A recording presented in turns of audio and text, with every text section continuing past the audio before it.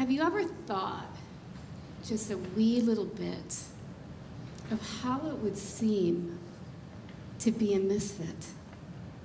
And how you would feel if you had to sit on the other side of the desk?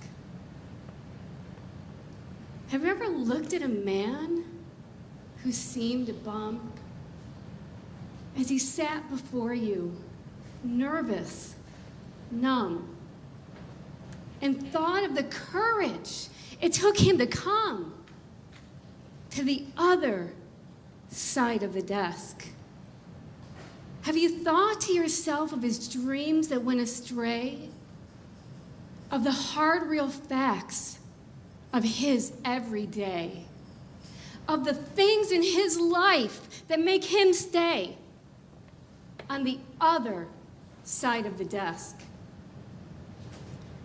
Did you think to yourself, it could be I, if the good things in life had passed me by? And maybe I'd bluster. And yeah, maybe I'd lie from the other side of the desk. Did you make him feel he was full of greed? Make him ashamed of his race or his creed? Or did you reach out to him in his time of need from the other side of the desk?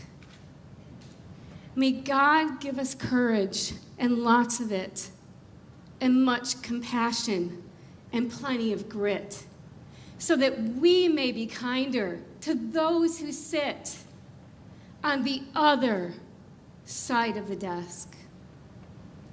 That is a poem that, unfortunately, I can't take responsibility for. We actually don't know who wrote it, but I can tell you it's a poem that has inspired me for years and years and years, and there's a couple reasons why. One is, at different times in my life, I have been on both sides of the desk. The other is at Promise Resource Network, we work with people every single day that have to find the courage to walk through doors and meet new people. And I will never forget what it feels like to have to do that. This poem reminds us every day of what that's like. My mother has always told me, I named you Cherene because you're special. Now, I wanted to be named Susie. I have no idea why, but she named me Cherene. I don't think she ever really imagined just how special I would end up being. Maybe you did. From a young age, I knew I was different. Even in my own family, I didn't quite fit in. So I'm going to give you a little bit of context. This is actually a picture of my purse. It's under my seat right there in the front row. It says, humanity is my race, love is my religion, peace is my weapon.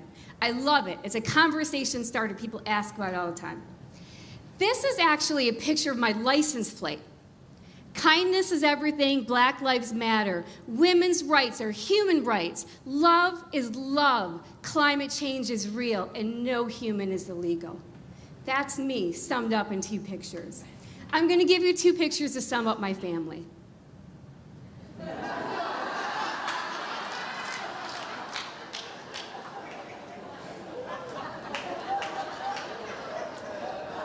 I don't know if the stork was having a bad day, exactly what was up, but clearly a couple of these things don't belong with the others. Some of you are old enough to remember that.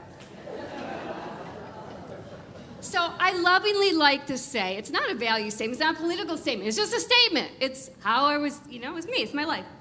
I like to lovingly say, picture one of the Obama daughters raised by the Trump family.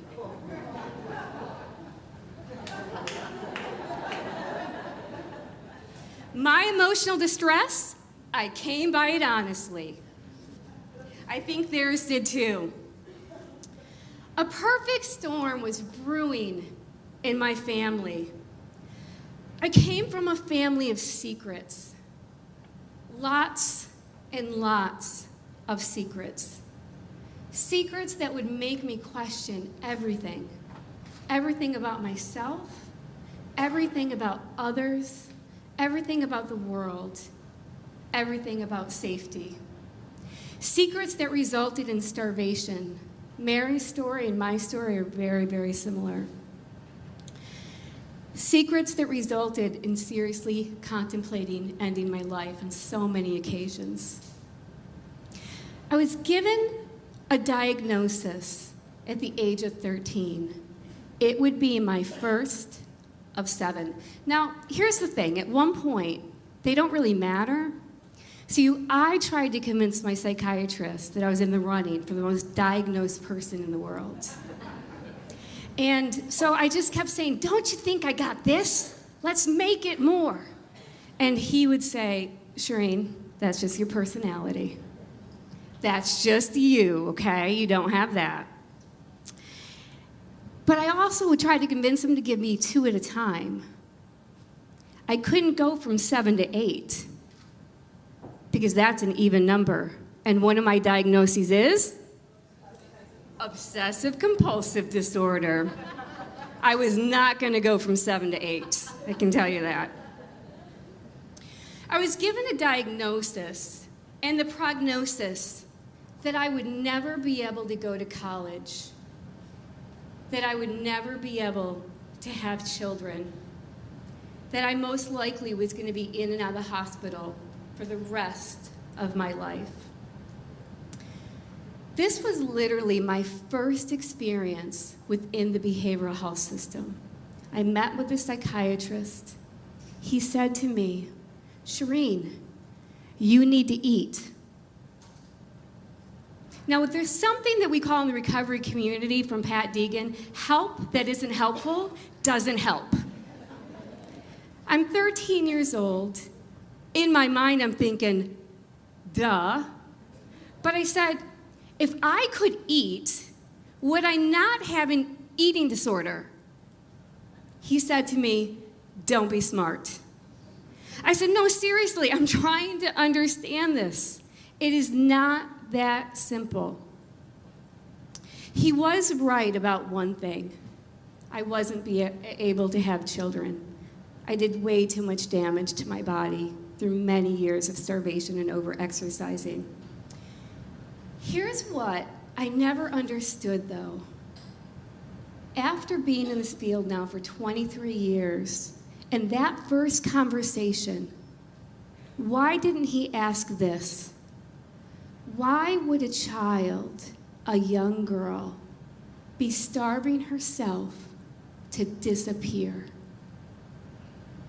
That's the curious question. Instead of seeing me, he was busy telling me what I needed to do. It would take 3 more years before I told my mom about the sexual abuse.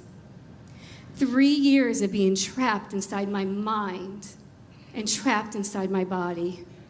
3 years of self-destruction, of losing my voice, my essence, my spark, everything that made me me. 3 years later, and a memory of my entire childhood completely erased.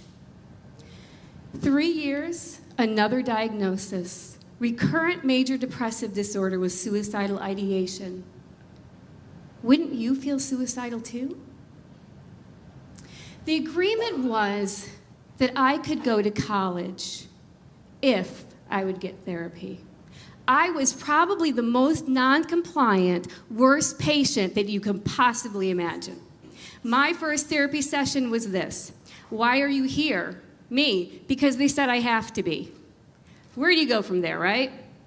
I spent that first year of college in and out of assessments, in and out of group therapies, in and out of individual therapy, and more diagnoses, OCD, number 3, came about. I was deteriorating rapidly, getting sicker and sicker and sicker. And then, the moment that saved my life. Ironic, my life was saved the exact moment that I tried to take it. By this time, all of my memories were erased. I had no memories of childhood, gone. To this day, I have very few. I still call my mom and I say, "Mom, what was I like at this age? What did I like to do? Did I have friends? What was my favorite color?" As other people around me reminisce about their childhood and they ask me questions about mine, I look blankly because I literally have none. I do have one incredibly vivid memory, though, and this was the moment that saved my life. I remember it like it happened yesterday. The semester was ending. My therapist said to me, "Cherene, I'm not helping you. You're not helping yourself. You're getting worse. I am going to commit you to the hospital. You're going to have to be on medications. You're going to be hospitalized for the rest of your life, on and off, and you need to quit college." I got up, I walked outside, I put on my size 3X military jacket. I always wore it to hide my body. And I thought this: if the person who's being paid to treat you doesn't want to see you anymore, you must be hopeless. And I saw the car coming out of my periphery. Have you ever had a moment of clarity?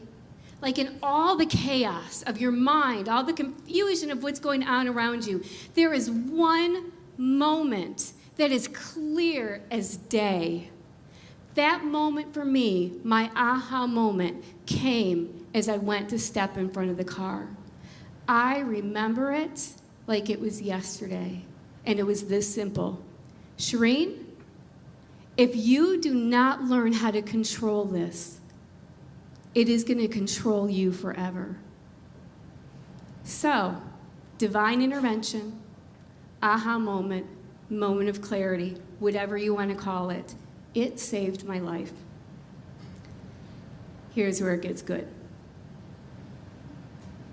So for those of us who are trauma survivors, we know that the one thing that we would do anything to keep is power. Because being a trauma survivor is the ultimate in powerlessness, right? I see some heads shaking. Absolutely. So this is what I did. I decided if they want me to be hospitalized, I'll go to their hospital. I'll learn what they want me to learn. But I'm going to do it under my terms. I went to the academic advisor. I said, "I think I want to change my major to psychology, take a semester off, and work in a hospital." You cannot make this up. I was 19. This was my first experience in behavioral health, and I was working full-time in the same hospital that I was supposed to be there as a patient. This was the moment that absolutely changed my life. What if your current challenge is actually a call to action, a rallying cry that will prepare you for the next phase? My first assignment at this hospital was simple. I sat in a room, had all these files, and my supervisor said to me, "Cherene, here's your first job. Get to know these kids. Read their charts, read their assessments, pay particular attention to any maladaptive behaviors." I looked at her and I said, "How am I ever going to get to know these kids by reading their charts?" That was another aha moment for me. I spent that entire semester working in the hospital. I had a badge, I had keys, I could get out.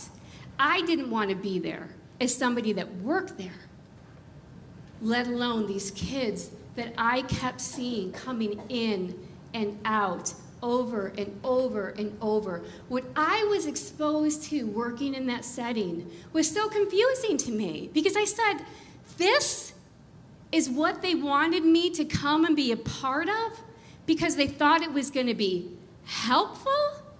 I've got to be missing something. Something is not making sense. I had a call to action. This call has made me a student of people and systems for the last 23 years.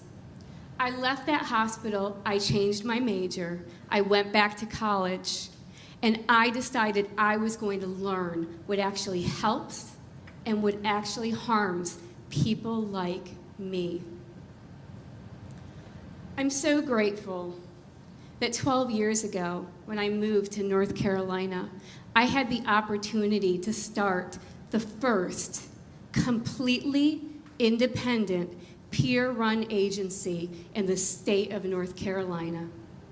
It's called Promise Resource Network. And I decided I was going to take those 23 years of being on that side of the desk and this side of the desk, and I was going to pull them together and create something different, an alternative, something that was accessible to people regardless of their ability to pay, regardless of having insurance or no insurance. I don't care about your diagnosis. I don't care about your history. How many incarcerations have you had? It doesn't matter. You're currently experiencing homelessness. It's okay. You are welcome here at Promise Resource Network. Now, I get to experience authentic recovery through the lives and the voices and the eyes of other people every single day. We get to disrupt status quo. I had an employee once that said this. It was one of my favorite things that employees ever said to me, and they've said a lot, let me tell you. It's one of my favorite things. He said to me, every job I've had up until now, my job was to put out fires. This is the first job I've ever had that I get paid to start them. Yes, that's what I'm talking about, right?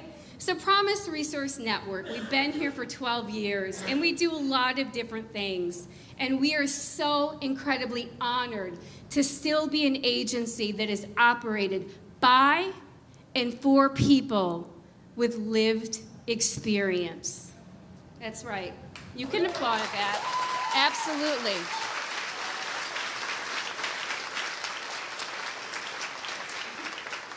I forced that applause. That's okay, I'll take it. It's not beneath me. When I first proposed this idea that we are going to have a peer-run agency, I got inquisitive, curious, concerned looks. This is what I was asked. So you want clients to be educating clients? I said, no. I want clients to be educating docs.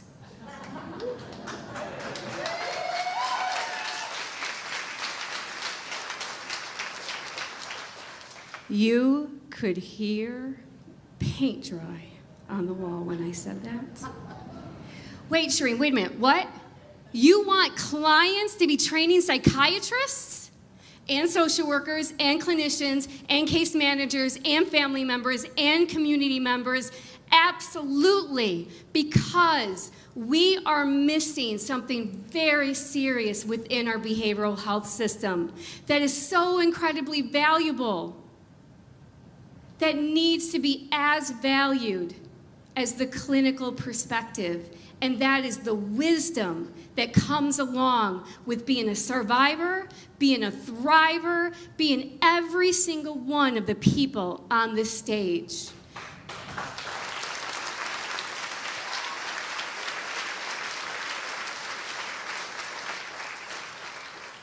I'm going to end with this.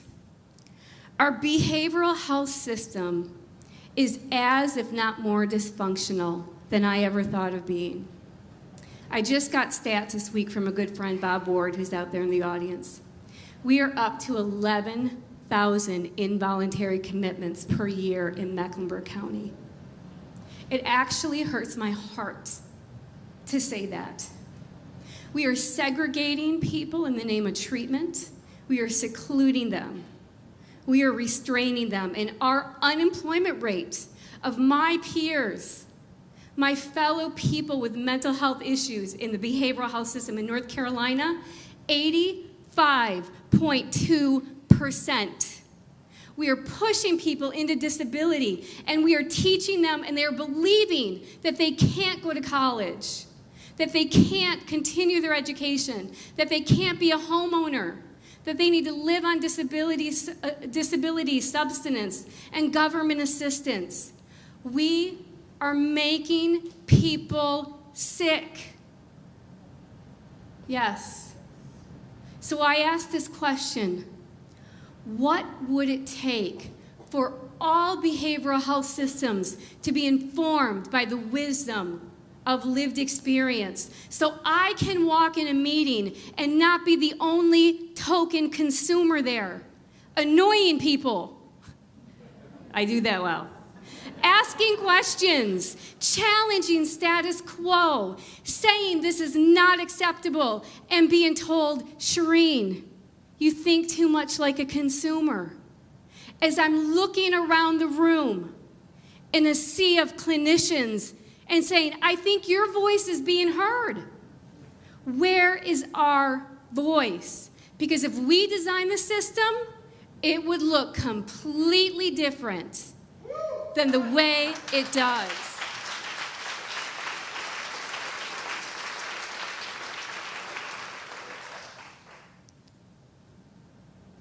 The recovery and peer movements were actually born out of the civil rights movement. The peer movement is our contemporary civil rights and social justice movement. It is those of us who live with this every single day, and live damn well, might I say, who are coming together and rising up, and we are saying no more. We are not going to allow ourselves to be treated like second-class citizens, to be taught that we are broken and ill, and to be harmed in the name of treatment anymore. I hope you all become part of that peer and recovery movement. It's so incredibly important. I want to end with this. I beg of you, please don't be ashamed of your story, because I promise you it will inspire others. Be brave, speak up, and speak out.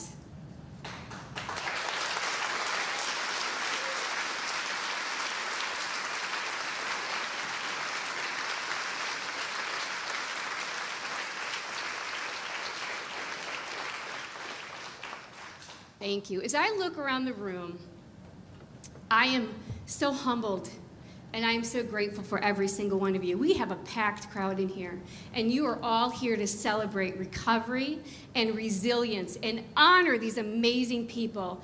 And I am honoring you for spending this afternoon with us. So thank you so much. Our brave cast was able to shine light tonight on a topic that we don't talk about enough. I'd like to take a moment to ask our audience, you, to be brave with us. Please stand if you yourself have experienced emotional distress or mental health disorder. My peeps. That's right. Look how cute we are. Please stand if you have someone in your life. Keep standing, please. Please stand and join us. If you have someone in your life, a family member or a friend, who experiences mental health diagnoses. Look around. There's a couple of us in denial. Funny.